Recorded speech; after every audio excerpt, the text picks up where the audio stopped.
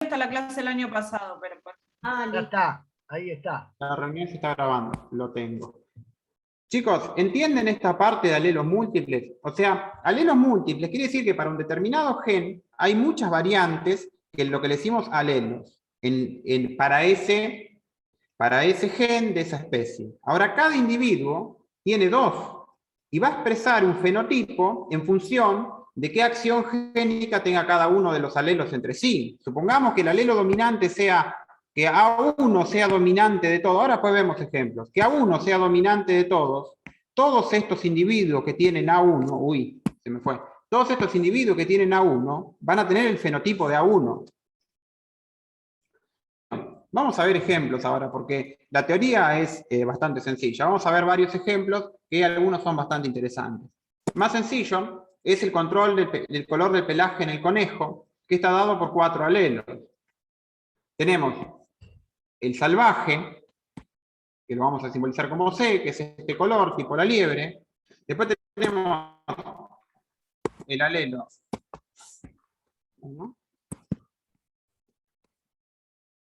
El salvaje es dominante sobre toda la serie de alelos. Después tenemos el chinchilla, que es este color grisáceo. Después tenemos el alelo Himalaya, que es este conejo blanco, con las orejas negras y el hocico negro, las patitas negras. Y por último tenemos el estado recesivo, que es el albino. Ahora yo les pregunto, yo veo un conejo de color chinchilla. ¿Cómo puede ser su genotipo? ¿Se animan a decir? Lo vamos a ejemplificar. Yo puse la misma nomenclatura que usamos después en el TP para que sea más sencillo. Salvaje con la C, y después, o sea, vamos a usar el alelo C, perdón, la letra C con superíndices, el chinchilla es superíndice CH, el Himalaya es H, y el albino es recesivo, o sea, es C chica, que en verdad acá iría C chica, C chica. Yo si encuentro un conejo de color, de fenotipo chinchilla, ¿cómo va a ser su genotipo? ¿Cómo puede ser? C, superíndice CH y C chica, ¿puede ser? Puede ser 1. O en lugar de C chica, C y superíndice H solo. Perfecto. ¿Y qué otra más? Sí. Cualquier combinación que no tenga la C sola. Muy bien, no sé quién fue que me dijo, pero perfecto. O sea, Y después la serie de CH, dominancia, salvaje, dominante sobre chinchilla, sobre Himalaya y sobre albino. Entonces, el fenotipo que yo tengo va a tener el alelo del color y cualquier otro alelo que sea igual o que esté por debajo en la escala de dominancia. ¿Se entiende? Si yo tengo un conejo de color salvaje, puede ser cualquier combinación de acá. O sea, obviamente va a tener la C y cualquiera de las letras que están acá. Puede tener otra C, puede tener una CSH o puede tener una C chiquita. Porque acá tenemos dos cuestiones. Primero, la cantidad de alelos y la dominancia, que la dominancia es una escala de dominancia. O sea, tenemos dominancias entre ellos, no uno solo dominante y uno recesivo. Ahora vamos a ver que se puede complejizar un poco más porque puede haber codominancia también entre ellos. ¿Quedó claro este ejemplo? Si no, lo volvemos, lo repasamos. ¿Seguimos? Sí. El otro carácter, que digamos es uno de los más estudiados, o sea, que más se usa para estudiar, o más estudiado, es el control del grupo sanguíneo. El control del grupo sanguíneo en humanos está determinado por 3 alelos. ¿Qué es el grupo sanguíneo? El grupo sanguíneo es una clasificación de la sangre en grupos de acuerdo a 2 características. A la capa exterior, a unas proteínas de la capa exterior de los glóbulos rojos y anticuerpos que tiene el suero en la sangre. O sea, el anticuerpo es una proteína que ataca específicamente alguna otra cosa. Digamos, nosotros tenemos anticuerpos para defender de diferentes enfermedades. Y determina, es fundamental, digamos, algo que se conoce y se estudió mucho para determinar la compatibilidad entre poder hacer una transfusión de sangre. Digamos, para hacer una transfusión de sangre tienen que ser digamos, el receptor tiene que recibir sangre que sea compatible. Ahora vamos a ver un cuadro de compatibilidad cómo es. Pero, ¿por qué tenemos un anticuerpo? Si se pone, digamos, se dona sangre, se transfunde sangre que no es compatible, hay una reacción inmunológica donde los anticuerpos del suero de la persona que recibe atacan a los glóbulos rojos de la sangre que recibe. La reacción está dada porque los glóbulos rojos expresan antígenos y el suero tiene anticuerpos contra los antígenos. Fíjense, hay 4 grupos que están determinados por una serie de 3 alelos. Este grupo, hay grupo A, que expresa antígeno A y anticuerpo B, o anti-B en el suero. Grupo B, lo contrario, expresa antígeno A y antígeno B y anticuerpo A. El grupo AB expresa ambos antígenos y obviamente ningún anticuerpo, porque si no sería incompatible con la vida, si el mismo individuo tendría el antígeno, digamos, y el anticuerpo en el suero. Y después está el grupo 0, donde no expresa antígenos, pero expresa anticuerpos contra ambos antígenos. Bueno, ahora vamos a ver un poco cómo es el control génico. El control génico del grupo sanguíneo está dado por 3 alelos que son, digamos, que se escriben, se simbolizan como I, y superíndice AB, y el recesivo como I. Entonces, ¿qué interacción génica hay entre ellos? Y, digamos, A y B, le vamos a decir A y B a estos, alelo A y alelo B, son codominantes entre sí. Entonces, si yo tengo un individuo que tiene el A y el B, expresa el grupo sanguíneo AB, como vimos acá. Tenemos AB y 0. Entonces, entre A y B hay codominancia. Y respecto al recesivo, hay dominancia completa, digamos, tanto A como B son dominantes respecto al recesivo. El recesivo, cuando está homocigota, da el grupo 0. Ahora fíjense. Tenemos alelo. El individuo que tiene el alelo A puede tener 2 genotipos, homocigota para A o heterocigota con el recesivo, con el 0. Entonces nos da un fenotipo o un grupo A. Lo mismo para el B. El B, fíjense, tiene alelo B, puede ser homocigota para B o heterocigota con el recesivo y expresa el fenotipo B. Después, la otra posibilidad es que tenga ambos alelos que son codominantes entre sí, es decir, A y B, va a tener un genotipo AB y expresa un grupo AB. Y cuando es doble recesivo, expresa el grupo 0. ¿Estamos hasta acá? ¿Cómo es esto? O sea, ¿cómo se forman los diferentes fenotipos?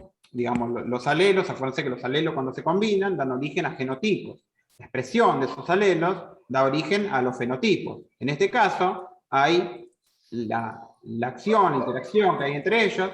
Hay por un lado una codominancia entre 2 de ellos, y a su vez, el A y el B son dominantes respecto al 0 que es recesivo. Bueno.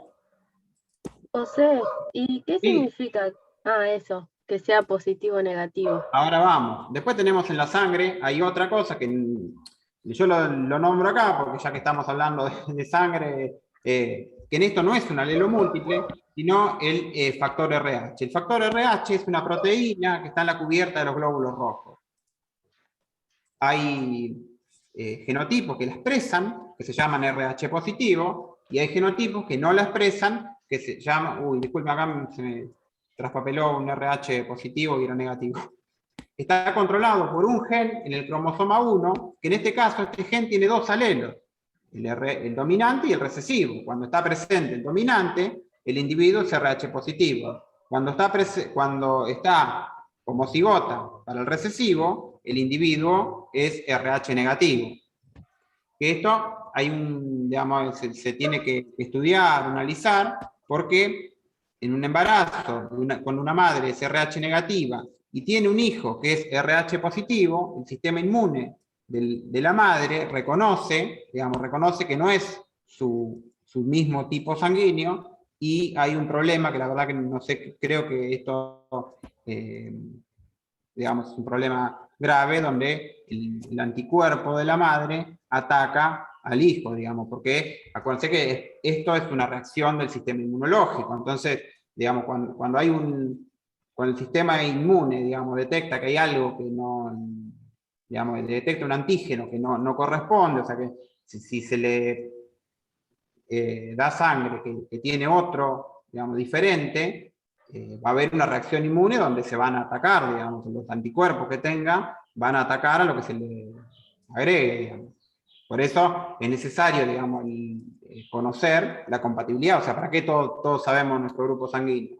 Porque hay que hacer una transfusión. Pero bueno, el caso donde hay un control por alelos múltiples es en el grupo. En este caso, en el factor RH, no es un alelo múltiple, sino que es un gen mendeliano, digamos, dominante y recesivo. Y ahora, esto es más anecdótico pero bueno, está demostrado, hay una tabla de compatibilidad, es decir, que esta compatibilidad está dada por, fíjense, tenemos por un lado todos los grupos receptores y por otro lado todos los donantes. Fíjense, un receptor que es AB positivo puede recibir cualquier tipo de sangre. Un receptor, por ejemplo, que es cero negativo, solamente tiene que recibir de uno que es cero negativo, porque los que son grupo cero expresan anticuerpos contra A y B. Si volvemos atrás, fíjense que el grupo cero expresa anticuerpos contra los antígenos A y con los antígenos B. Si un individuo, una persona que tiene grupo sanguíneo cero, recibe sangre de cualquiera de estos, de A, B o de AB, lo va a atacar. Entonces, esto da la tabla esta de compatibilidad entre donante y receptor. Fíjense, el AB positivo puede recibir de cualquiera, porque el AB no tiene anticuerpos, tiene ambos antígenos y no tiene anticuerpos. Entonces, si recibe sangre de un 0 no pasa nada porque el 0 no tiene antígeno. Si recibe de un B, por ejemplo, no pasa nada porque ya tiene antígenos B y además no tiene anticuerpos. Entonces, esta tabla permite saber la compatibilidad. Y después lo mismo que para el donante. Un donante que es grupo 0 puede donarle a cualquiera porque no expresa antígenos. Entonces, si no expresa antígenos, no hay ningún problema. Con el tema del positivo, eso sí, digamos, el que es positivo solamente puede recibir de uno que es positivo. O sea, acuérdense que hay la compatibilidad está dada por dos factores. El grupo y el factor, o sea, la proteína RH que da el factor. Bueno, esto no sé si quedó claro, pero lo importante, o lo que nos interesa ver para la materia, es el control génico del grupo sanguíneo. Y la frecuencia, fíjense que, es más que nada anecdótico, los grupos sanguíneos tienen frecuencias bastante variadas, donde los positivos son mucho más comunes que los negativos, y dentro de los positivos, ¿por qué son más comunes los positivos que los negativos? Fíjense, los tres primeros, 40, 34 y 9, son positivos, y los otros son negativos. ¿Por qué? ¿Cómo se forma un positivo? Acuérdense, esto para el caso del factor RH. ¿Cómo se forma un positivo y cómo se controla este carácter? Y ¿El por lo que RH positivo dijiste, no era dominante? Claro, positivo, dominante. Entonces, ¿cuándo un individuo va a ser negativo? Cuando tiene los dos recesivos, Claro. los dos negativos. Claro. Y entonces, ¿cuántas posibilidades o cuántos, digamos, posibilidades parentales hay? Si los padres son ambos heterocigotas, si los padres uno de los padres es homocigota, para el positivo, para el RH positivo, el hijo sí o sí va a ser positivo, ¿no? Si uno de los padres es heterocigota y el otro es negativo, la probabilidad de que el hijo sea son 50 y 50. Y si ambos son heterocigotas, las probabilidades van a ser 3/4, 1/4. Esto es lo mismo que un gen mendeliano común. Por eso, el grupo sanguíneo RH positivo es mucho más común. De hecho, es como un 80%, un 75% aproximadamente. Después, para alelos múltiples, tenemos otro caso, que es la incompatibilidad génica que se da en ciertos tipos de plantas. La autoincompatibilidad génica se da en ciertos tipos de plantas. La autoincompatibilidad es un mecanismo evolutivo que tienen los individuos, que lo que hace es evitar o limitar la endogamia. La endogamia es cuando se autofecunda la planta o se cruzan individuos muy emparentados entre sí. Y lo que hace, digamos, lo que se logra, la ventaja evolutiva que tiene este mecanismo de autoincompatibilidad es aumentar la variedad genética, porque los cruzamientos se van a dar entre individuos que no están emparentados, es decir, que tienen un fondo genético muy diferente. Provoca el intercambio genético, digamos, entre plantas diferentes, imposibilita la autofecundación y hace que sea muy improbable el cruzamiento entre individuos que son emparentados. Esto hace que una planta puede tener flores hermafroditas, es decir, puede tener los dos sexos en la misma flor, pero si tiene alelos, digamos, genes de autoincompatibilidad, esa planta nunca se va a fecundar entre sí, porque es autoincompatible. Es decir, ahora vamos a ver cómo es el control génico de este carácter. Está dado por unos alelos S, que se llaman S, de esterilidad, donde lo que hacen estos alelos es que el tubo polínico, o sea, el grano de polen no germina, o sea, no desarrolla el tubo polínico, si en la parte femenina de la flor está el mismo alelo. Vamos a ver ahora. Fíjense, vamos a ver esto, la idea es que lo hagamos entre todos, este cuadrito, para la autoincompatibilidad génica. La autoincompatibilidad génica está determinada por una serie de 4 alelos, que son S1, S2, S3, S4. ¿Qué pasa? Fíjense, acá vamos a analizar 3 casos, donde tenemos polen y tenemos la flor. No sé si el puntero no lo ven ustedes, ¿no? Lo que yo estoy haciendo, ¿no? Se ve, Sí, se ve. se ve la Se ve. flechita. Acá, chicos, una planta que tiene polen S1, S2, y a su vez tiene los alelos S1, S2 en su parte femenina, es decir, en la ovocélula. ¿Qué va a pasar con este cruzamiento, esto que estamos viendo acá? Si dijimos que eran autoincompatibles.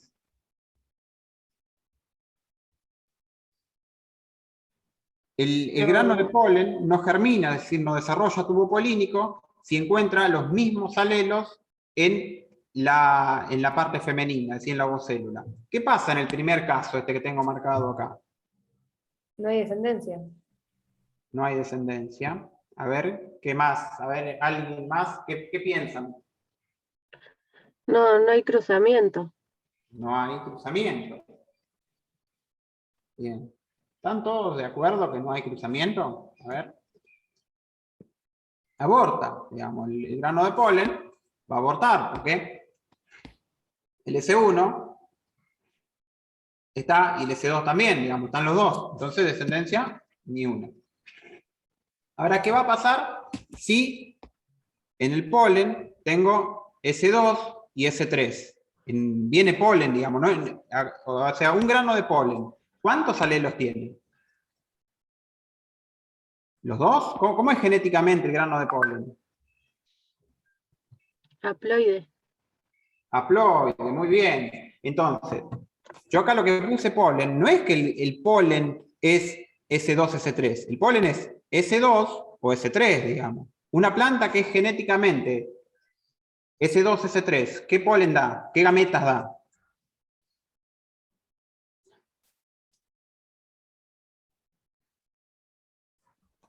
Bueno. S2 por un lado y S3 por Un otro medio lado. de S2 y un medio de S3. Entonces, ¿acá qué pasa? Este era un grano de polen. Un grano de polen traía el alelo S1. Llegó a la flor femenina, a la parte femenina de la flor, y encontró que había S1 y encontró el S1. Entonces, ¿qué pasó? Este abortó. Llegó un grano de polen S2. Encontró el alelo S2, también abortó, entonces no hay descendencia. ¿Qué quiere decir? Esto probablemente era la misma planta, o sea, tiene la misma, digamos, genéticamente es igual. Ahora tengo polen que es S2, S3, y llega a una flor femenina que es S1, S2. ¿Qué va a pasar con ese polen?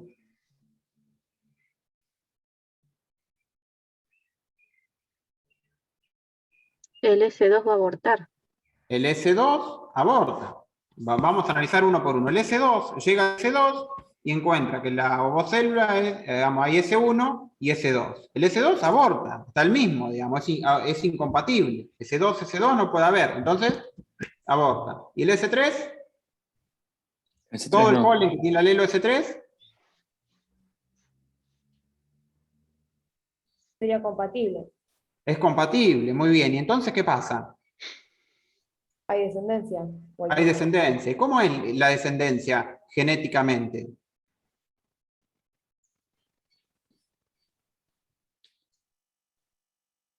S3, S1, S3, S2. Bien, S3S1, S3S2. ¿Y cómo va a ser la descendencia en cuanto a la ploidía? ¿Sería hermafrodita?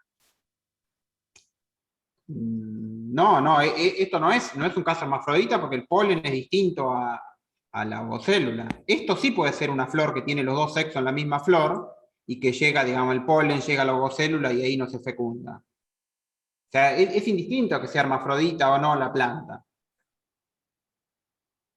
Pero una planta hermafrodita va a tener el mismo polen que su ovocélula. Porque genéticamente, o sea, las gametas salen de la planta, digamos. La gameta, o sea, una planta que tiene un cierto genotipo, da la mitad de gametas con un alelo y la mitad con el otro. Bueno, y lo que pasa acá, ¿qué pasa? Como bien me decían, la descendencia se va a formar, digamos, se van a formar semillas, se va a dar una fecundación, que va a ser un medio, S1, S3, y un medio, S2, S3. Chicos, ¿quedó claro a todos los que respondieron y los que no? ¿Alguna duda? Porque lo vemos ¿Y acá. por qué ese 2 no? Que lo vean. Sí, Agustín. ¿Por qué en el polen S2 no? ¿Cuál caso? ¿El En primero, el polen, segundo? en el segundo. Sí, ¿Por qué no? ¿Por qué lo está tachado? porque hay S2 en la parte femenina, en la ovocélula. Entonces, si hay S2, aborta. Ah, Ese aborta, entonces no va a crecer. Ese grano de polen no va a crecer. Entonces, la única fecundación posible la va a ser el polen que tenga el alelo S3. Y el alelo S3 va a fecundar con al S1 o al S2. Entonces va a quedar un medio S1, S3 y un medio S2, S3. ¿Por qué? El polen S2 se va a eliminar, digamos, el polen con ese alelo. ¿Y ahora qué pasa cuando el polen es S3, S4 y en la ovocélula tengo el S1, S2?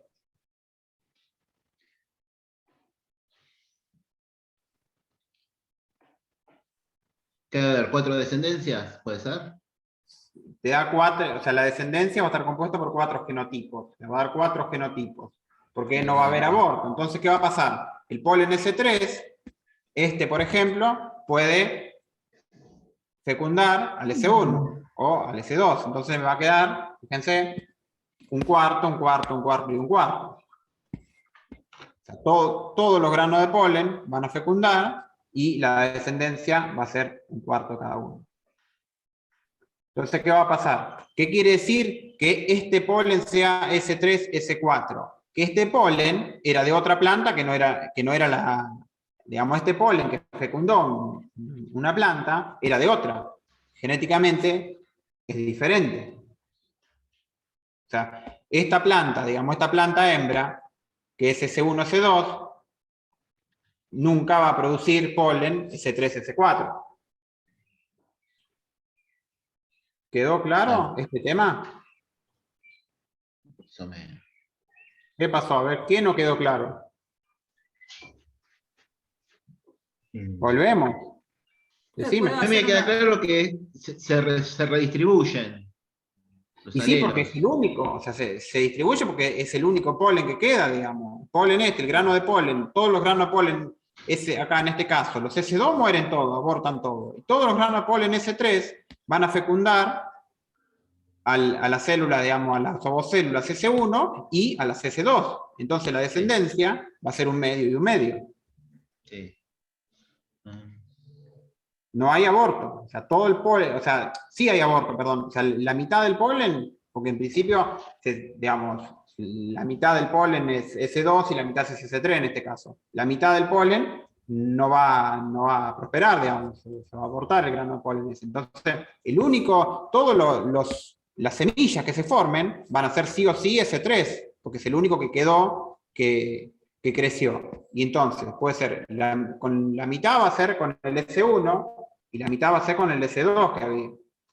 Sí. Profesor, Ahora, una pregunta. ¿quedó más claro? Una consultita. Sí. En el segundo caso, el polen y la ovocélula pueden estar en la misma planta, o sea, en la misma flor. No, en el segundo caso no. Tampoco. Bueno, en el segundo caso puede ser que este grano de polen puede ser que vino de la misma planta. O sea, esta planta, la planta que dio origen a las ovocélulas S1 y S2, genéticamente es S1, S2. O sea, nunca va a producir polen S3. Pero puede ser que ese grano de polen que cayó, que tenía el S2, sí sea de la misma planta. Este primer caso podría ser, lo más probable, que sea un típico caso de autopolinización, que en esa planta, en este caso, es incompatible. Hay plantas donde es compatible la autopolinización. En el caso de que tengan autoincompatibilidad génica con esta serie de alelos, si esta planta recibe su propio polen, no va a crecer. En este caso puede ser, digamos, que este polen S2 puede ser de esa misma planta, puede ser de otra planta que tenía el alelo S2, digamos. Lo que podés estar seguro es que este S3 no era de esta planta. Claro, sí. El Ahí lo alelo, entendí. los alelos. El grano de polen que tenía el alelo S3. Bueno. No, ¿puedo hacer un aporte, Sí, José? sí. Tengan en cuenta que acá lo que se están mirando es solamente lo que pasa en el locus S de autoincompatibilidad, que es un locus o un gen muy estudiado en plantas.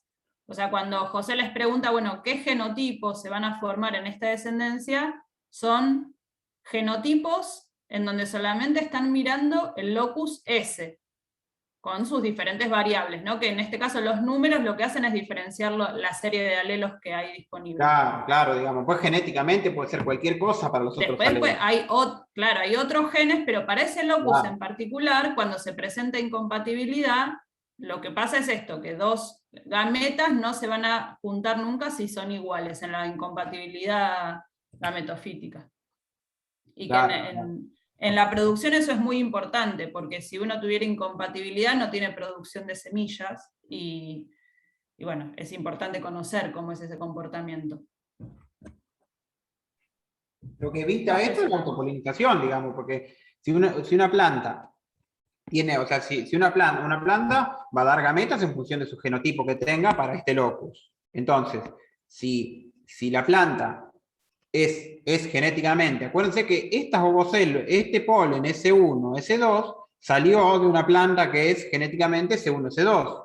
Si esa planta a su vez genera las mismas ovocélulas, es imposible que este mecanismo de este locus evita que se fecunde, digamos. Entonces no se va a producir, se va a producir con cualquiera que venga de otra planta, sí o sí, tiene que ser de otra planta, sí o sí, y que además no tenga el mismo alelo S, porque puede ser que tenga el mismo alelo. A ver, que venga de otra planta, no quiere decir que no tenga el mismo alelo S1, porque hay 4 alelos nada más. Puede ser que de otra planta vino polen y tenía el alelo S1, pero justo se encontró con el S1 y no creció. Bueno, y acá voy a hacer un dibujito, un esquemita. Fíjense, S1, S2. José, Sí, yo tengo una consulta ahí en la descendencia. sí. Los ¿Cuál de los órdenes. casos? No, los órdenes. No, S1, S3, no pasa nada. No, es lo mismo. Lo importante son las proporciones. Los órdenes son... Está Ok. bien, sí, no pasa nada. Listo. Fíjense Gracias. acá lo que pasa. Planta S1, S2, el genotipo, digamos, de la planta es S1, S2. Esta planta que... Acá en verdad me faltó poner el genotipo de la planta en el cuadrito. Si quieren después se los hago completo y se los mando.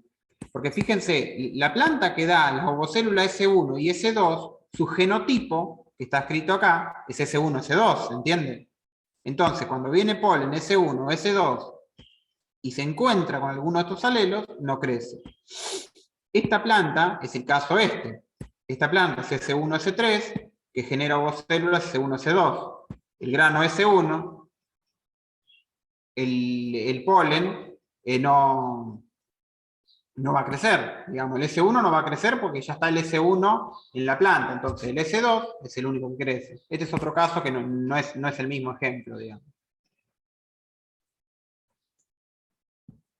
Bueno.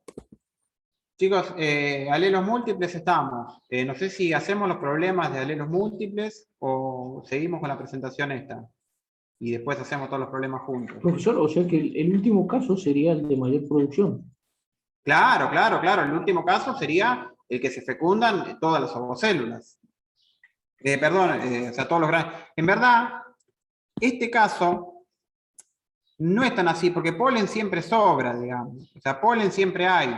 Entonces, como lo que aborta es el grano de polen, puede pasar que tengas este caso, el caso del medio, e igual se formen, digamos, se fecunden, porque tal vez llegan más granos de polen, llegan muchos granos de polen, y algún grano de polen tiene el otro alelo. En principio sí, digamos, lo que vos decís es correcto, pero también puede ser, porque siempre hay muchísimo más polen, se genera mucho más polen que ovocélulas en una población de plantas.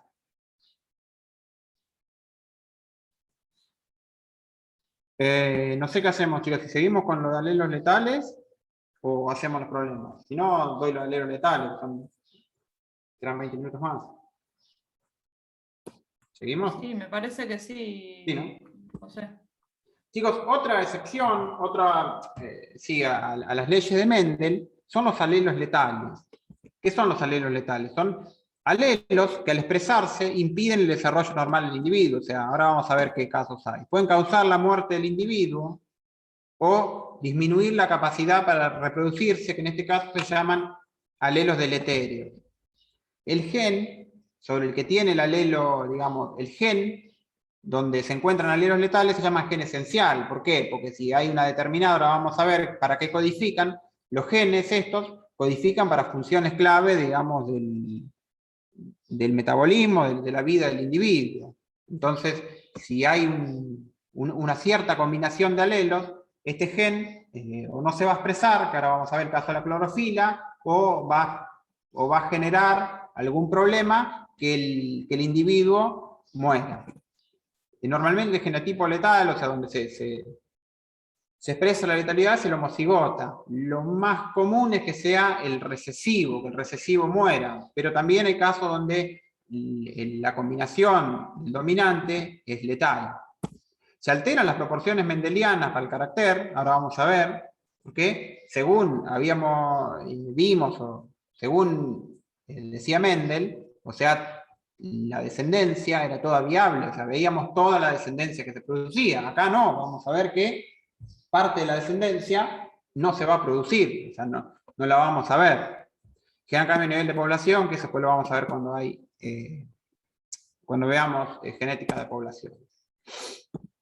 Se pueden clasificar de varias formas los alelos letales por el momento de acción, o sea, por ejemplo, a nivel de gameta. Es muy común a nivel de cigoto o embrión, es la forma más común, donde el embrión que tiene un determinado genotipo aborta. Entonces, nunca se ve la descendencia.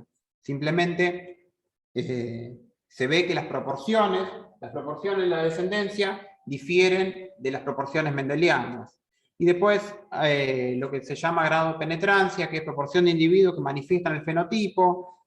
Hay alelos que son totalmente, digamos, son letales, totalmente letales, y hay alelos que son subletales o detrimentales, donde no muere todo el genotipo, todos los individuos que tengan un determinado genotipo. Pero nosotros vamos a trabajar, vamos a ver los casos donde son letalidad, digamos, donde el individuo que tiene, digamos, que tiene el fenotipo letal, muere. Y por la acción génica, cuando son dominantes o recesivos, que son los que requieren una doble dosis para expresarse, digamos, que es lo más común es que sean recesivos. Bueno, uno de los casos estudiados, que vamos a ver, de hecho lo vamos a ver en el problema, es el color del pelaje en los ratones. El color del pelaje en los ratones tiene 3 alelos. El alelo amarillo, que lo vamos a llamar A sub I, que es dominante. Después tenemos el agutí, que lo vamos a llamar A. Y por último tenemos el negro, que es A chica, el recesivo. ¿Qué pasa con estos alelos? Por un lado, tenemos alelos múltiples, digamos, tres variantes. Pero cuando está el genotipo homocigota para el alelo amarillo, ese es letal, genera un embrión degenerado, un embrión que muere, que no se ve en la descendencia. Entonces, se sabe que es letal porque las proporciones no son 3/4, 1/4. Ahora vamos a ver qué pasa, vamos a analizar un caso. Fíjense, vamos a analizar un caso donde se cruzan conejos amarillos que son heterocigotas para el gen de agutí. Fíjense, el genotipo de estos dos, dije conejos, el genotipo de estos dos ratones es AI A por AI A, fíjense. Estos cruzamos un amarillo con un agutí. Si yo tengo un conejo amarillo, les pregunto, a ver, ¿qué genotipo puede tener el conejo amarillo?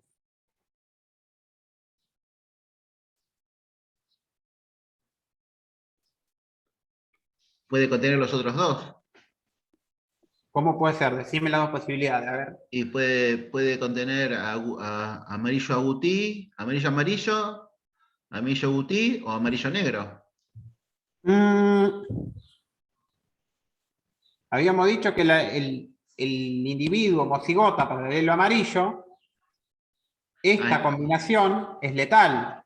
Entonces tiene ¿puede dos haber posibilidades. que sea amarillo-amarillo? No, amarillo agutí o amarillo negro. Bien, entonces yo todos los conejos, todos los ratones amarillos que veo, ¿cómo son genéticamente? Heterocigota. Heterocigota, muy bien. O sea, son todos heterocigota. ¿Por qué? La combinación, el homocigota para este carácter es letal. Ahora vamos a ver otro caso. Y si yo tengo un ratón agutí, ¿qué genotipo va a tener? ¿O qué genotipo puede tener? Y el amarillo y el negro. AA y A negro. AA Ya. o A negro, o A chica. Ah, Ahora chica. vamos a hacer un ejemplo que la idea que lo hagan ustedes. Entonces, si yo cruzo un amarillo heterocigota, los amarillos todos van a ser heterocigotas, pero en este caso, heterocigota para agutí. Vamos a ver. Tengo estos dos ratones, macho y hembra, indistintamente. ¿Qué hago para hacer un cruzamiento? Hacemos el cuadrito, ¿y qué hacemos para hacer el cruzamiento? ¿Cómo hacemos un cruzamiento? Chicos, repaso. La distributiva de los alelos sería... ¿Cómo se llama eso? ¿Cómo le decimos a eso? ¿Qué son? Ay, ¿Qué no me generan sale. los individuos para reproducirse? La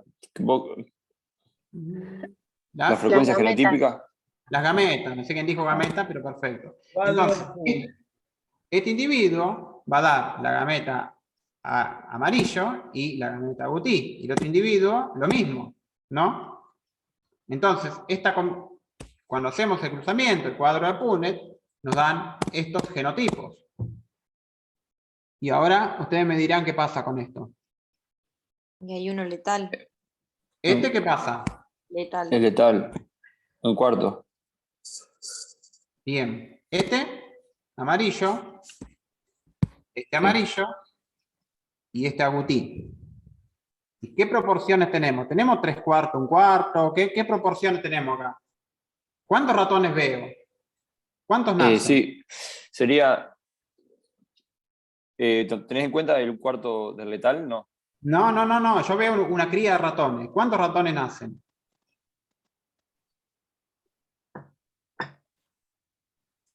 Sería 2/3, 1/3. Bien, 2/3, 1/3. Porque este no lo veo, digamos. Suponemos que Ok. tuvo 3 ratones. Porque yo no sé que uno no existió. O sea, no. Entonces, el apareamiento las frecuencias son 2/3, 2/3 amarillo, 1/3 agutí. Y Mendel decía que había 2/3, 1/3 de sus cruzamientos heterocigotas. No, No, No, ¿qué decía que había? un 3/4. cuarto, medio cuarto. 3/4, 1/4. Entonces se cambian las proporciones, 2/3 a 1/3. Esto es lo que pasa cuando hay alelos letales, asumiendo que la letalidad es el 100%, digamos, ¿no? Que no siempre es así. Vamos a hacer otro ejemplo, para que quede más claro esto. Este caso, un gen L que determina la producción de clorofila en ciertas plantas. En este caso vamos a ver que se ven las plantas recesivas. En este caso, en el caso de los ratones no se ven porque aborta el estado de embrión. En cambio, en este caso, cuando está el gen L, es dominante, y cuando se expresa el fenotipo es normal, es decir, la planta tiene clorofila. Cuando está en doble recesivo, la planta no genera clorofila, forma una planta que se llama albina. Entonces la planta nace, pero al no tener clorofila no puede desarrollar la fotosíntesis, y cuando agota la reserva que tenía por la semilla, muere. Entonces se puede ver, se pueden incluso contar las plántulas, pero en un cultivo adulto, en una población, un cultivo, lo que sea adulto, no van a estar estas plantas. Cruzamos.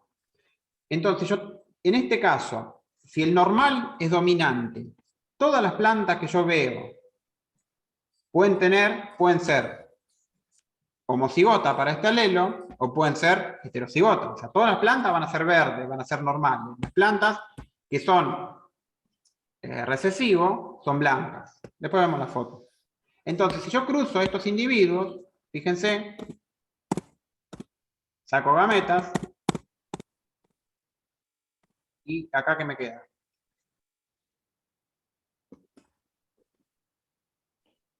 acá sí te queda 1/4, 1/2, 1/4, pero el cuarto recesivo se va a morir, pero va a Claro, se va a nacer. morir.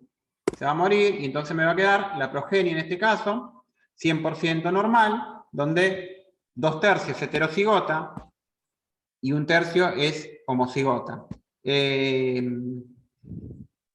Lo de portadores no lo explicamos nosotros, ¿no? No. Se le dice portador, es un término que se usa para nombrar al individuo heterocigota que tiene el carácter recesivo. Entonces, ¿por qué se dice que es portador? Porque fenotípicamente es normal, pero en descendencias, cuando da descendencia, algunos de los descendientes expresan el fenotipo recesivo. O sea, estas dos plantas son normales, pero portadoras del alelo recesivo, porque cuando se cruzan estas dos plantas, dan individuos recesivos, con genotipo recesivo. Y es esto lo que pasa. Fíjense, acá están, el maíz. Estas son las plantas albinas. Estas las puedo ver, digamos. O sea, es un caso que es un alelo letal, pero la planta nace y se puede ver, incluso contar. Fíjense que acá más o menos está en una proporción de 1/4 de las plantas son blancas. ¿Qué va a pasar? No van a generar clorofila, entonces van a crecer, van a emerger, van a crecer y después se van a morir. Bueno, dos conclusiones sencillas de este tema, porque lo importante por ahí es ver los ejercicios que lo vayan practicando. La mayoría de los caracteres de los individuos están controlados por genes que tienen múltiples variantes alélicas, digamos, tanto sea en la mayoría de los caracteres, color de flor, color de ojo de las personas, digamos, la mayoría de los caracteres tienen varias múltiples variantes. Siempre se encuentra un alelo en una gameta y 2 alelos en un individuo diploide, digamos, independiente de la cantidad que haya de alelos. Y la presencia de alelos letales altera las proporciones mendelianas 3/4, 1/4 a 2/3, 1/3. Entonces, cuando ustedes vean una situación, un problema, un caso, donde la descendencia esté expresada en tercios, quiere decir que había un alelo letal para ese gen.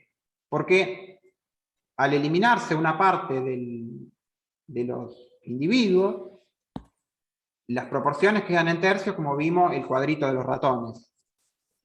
Bueno, hasta acá es la presentación. No sé si quedó alguna duda. Igual tenemos los ejercicios para trabajar.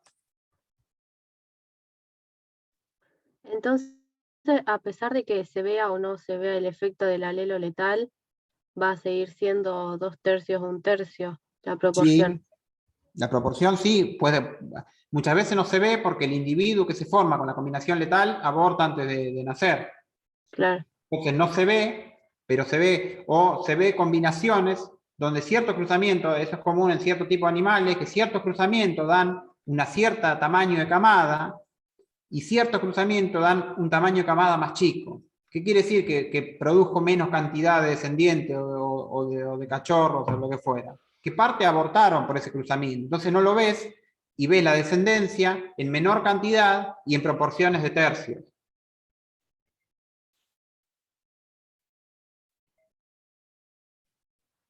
Bueno, ¿alguna duda? Sí. ¿Estamos? Sí, deja de compartir.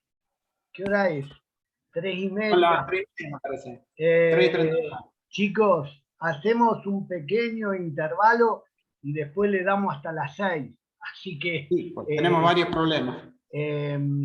hacemos un pequeño intervalito, son las 3:30, 4 menos cuarto. Yo ahora divido las salas y nos volvemos a encontrar.